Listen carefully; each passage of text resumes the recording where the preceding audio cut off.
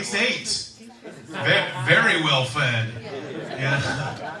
A lot of tall guys are skinny like bean poles. I'm more like a grain silo. It's big, round, and filled with carbohydrates. I learned that in Mississippi, I'm known as a biggin. Like in the sentence, "Oh, I bet that biggin has diabetes." I got the beard. A lot of guys have beards these days. I feel like the beard is like man makeup. You know, it makes me look a little older, a little more sophisticated, a little slutty. For me, the beard is just a math problem. Like one beard is greater than two chins. My beard comes in red. Yeah. People ask me if I dye it. I'm like, clearly, I don't dye it. No. My beard comes in red because of my mom. Yeah, her beard is red. I got a couple little doggies. I got 2 miniature dachshunds. I know you're looking at me. I don't look like the kind of guy who would have a little wiener. Dog, but I got 2 of them. Now, as soon as we got them, we took them to the vet, who gave us a prescription for dog food. Like, is this necessary? He's like, they are a very unnatural shape. Do you know how much inbreeding you have to do to get a wolf to look like a hot dog? I was surprised they had a prescription for inbreeding, but, you know, I live in Kentucky.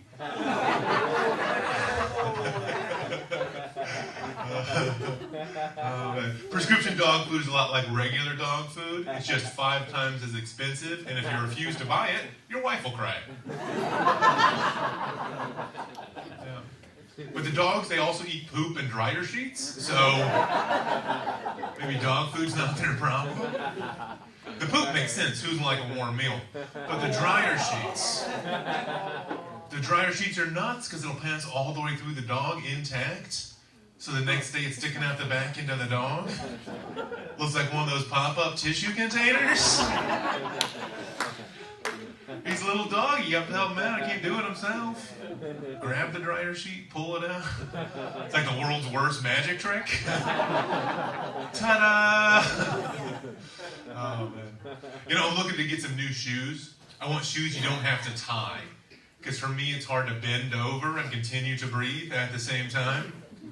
So I'm looking to get some Crocs because, you know, I'm married, so what do I care? I looked into it. They don't come in my size. Yeah, I wear a size 18. I know. I should be blurry and live in the woods.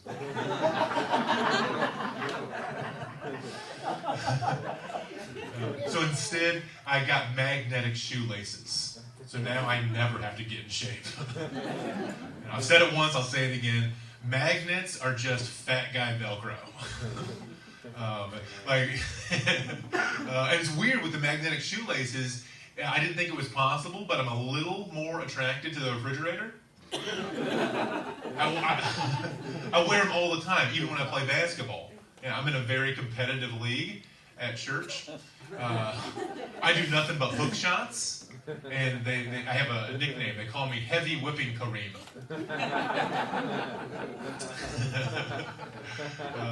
You know, back in high school, I played a little football.